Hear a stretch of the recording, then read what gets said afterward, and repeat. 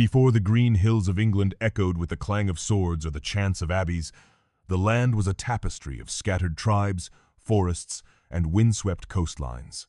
The rivers flowed as if carrying secrets, and the forests whispered stories of ancestors long forgotten. Each clan held its own laws, its own rights, its own vision of survival.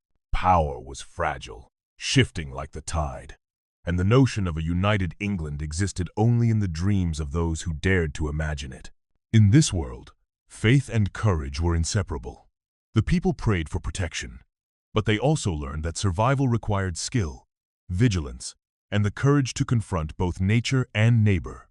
The Anglo-Saxons arrived in waves, each settlement carving its place among the hills and rivers, each community weaving itself into the fragile mosaic of the land. Their gods were as fierce as the storms that swept the coastlines, and their warriors learned early that strength must be tempered by foresight.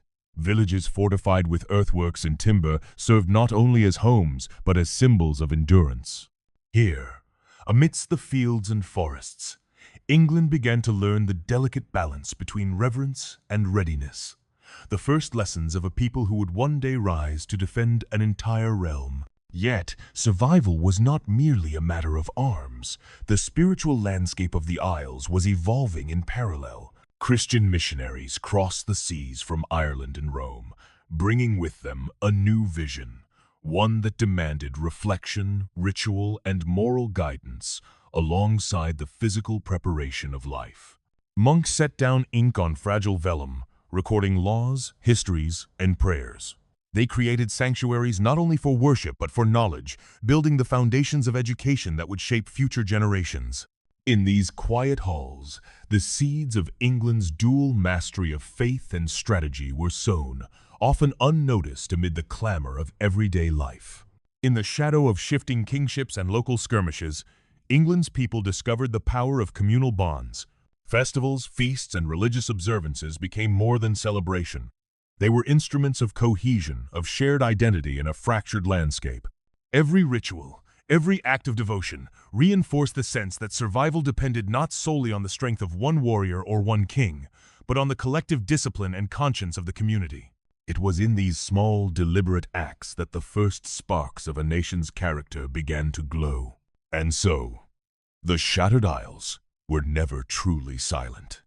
They murmured lessons in resilience, endurance, and the merging of the spiritual with the practical. The forests, the rivers, the abbeys, and the fortifications all bore witness to a people learning to balance prayer and preparation, contemplation and courage. In this delicate interplay, the story of England's emergence began not as a sudden triumph, but as the slow, deliberate forging of a nation's heart, tempered by both devotion and the harsh realities of survival. The arrival of Christianity did more than bring new prayers and rituals. It reshaped the very soul of England. Missionaries traveled across misted hills and storm-battered coasts, carrying not only the words of Scripture, but the tools of education, literacy, and organization. The monks of Lindisfarne, Iona, and Canterbury illuminated manuscripts that glimmered with gold and color, preserving knowledge even as kingdoms shifted and borders blurred. Their work was quiet, deliberate, yet it radiated a power that rivaled armies. In these early abbeys, England discovered that faith could be a foundation for both morality and strategy, a compass guiding leaders through uncertain times. Kings and local rulers soon learned that spiritual devotion could strengthen authority. The church became both ally and advisor, teaching diplomacy alongside doctrine.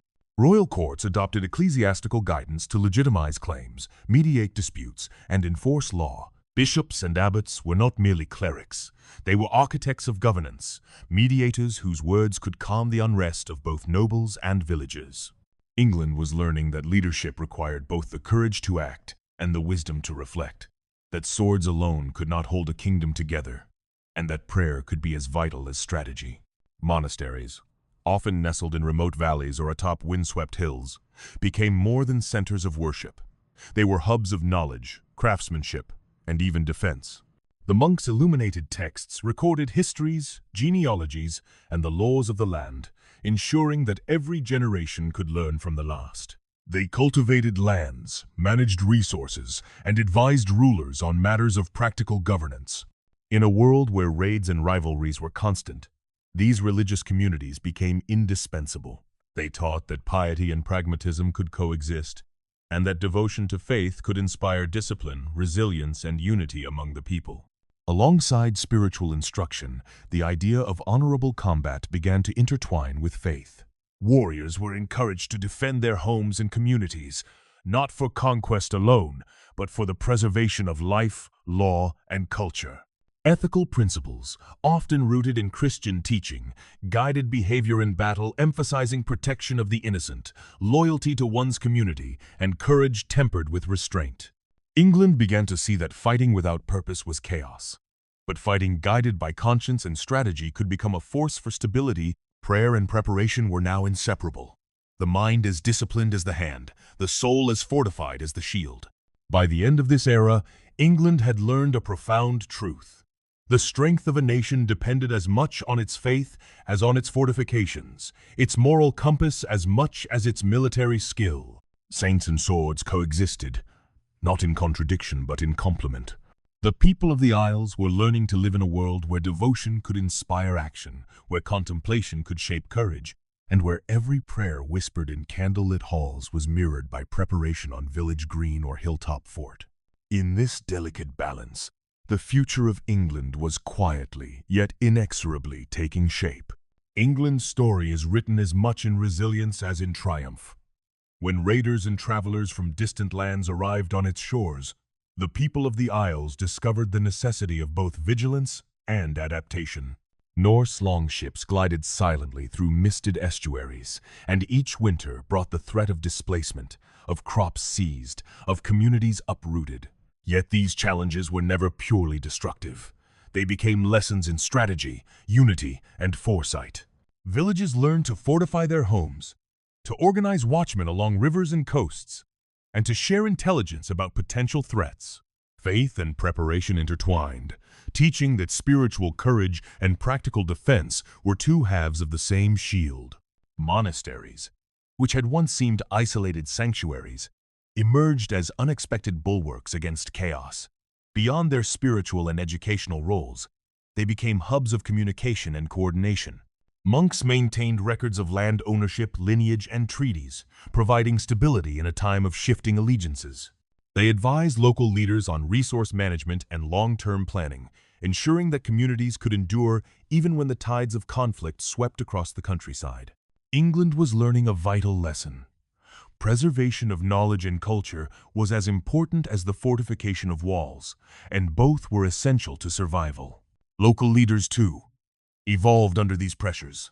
The simple exercise of defending one's village became a rehearsal in governance and strategy. Leaders coordinated local militias, organized provisions, and negotiated alliances with neighbors' actions that required as much patience and foresight as courage. In this environment, practical wisdom became a form of power, one that could complement spiritual guidance. A village that prayed together, trained together, and organized together became not only safer but stronger, laying the foundations for larger networks of regional stability that would eventually unify the Isles. England's people also cultivated resilience in subtler ways. Festivals, communal gatherings, and religious observances were not only expressions of faith but also instruments of unity and morale. They reminded communities that survival depended on cooperation, shared values, and the reinforcement of identity. Children were taught stories of ancestors' endurance, while elders transmitted practical skills and moral guidance.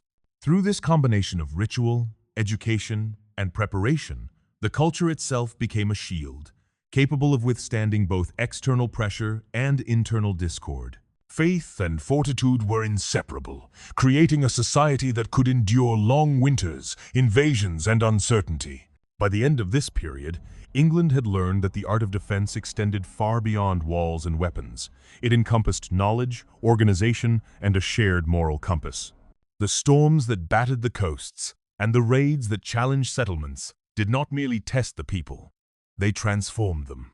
Each challenge strengthened the bond between spiritual devotion and practical action.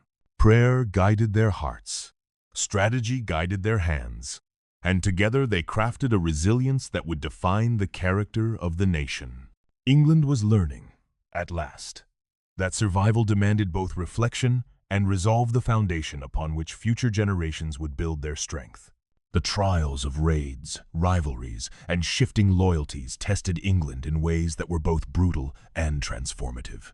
As Viking longships plowed the coasts and Norman ambitions crossed the Channel, the people of the Isles faced challenges that demanded innovation, unity, and resilience. Kings and local leaders discovered that survival required more than courage. It required foresight, diplomacy, and the steady guidance of both faith and practical wisdom. Every battle, every negotiation, every decision became a forge in which the character of the emerging nation was tempered. King Alfred of Wessex exemplified this careful balance of reflection and action. Known not only as a warrior, but also as a scholar and reformer, he fortified towns, organized militias, and codified laws, creating a system that preserved order even in the face of relentless raids.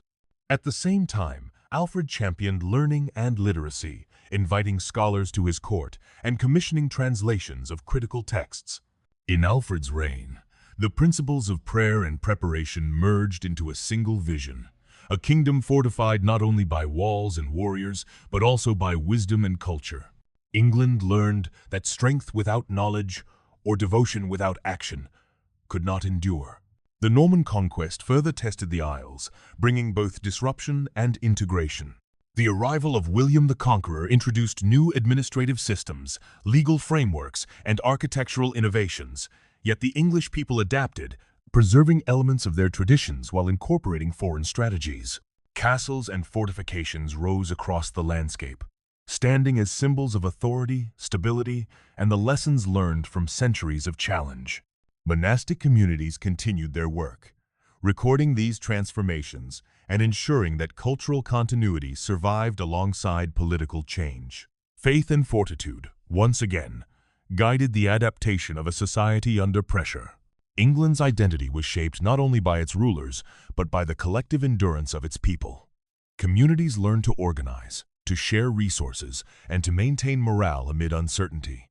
Markets, schools, and churches became centers of cohesion, where practical knowledge and spiritual guidance reinforced each other. Ethical principles inspired behavior in both governance and daily life, reminding citizens that strength carried responsibility. England was evolving into a nation where preparation, reflection, and community were inseparable from leadership and defense, a society capable of withstanding upheaval while nurturing culture and faith. By the end of this crucible, the Isles had transformed. England's crown was forged in fire, tempered by challenges, shaped by wisdom, and strengthened by devotion.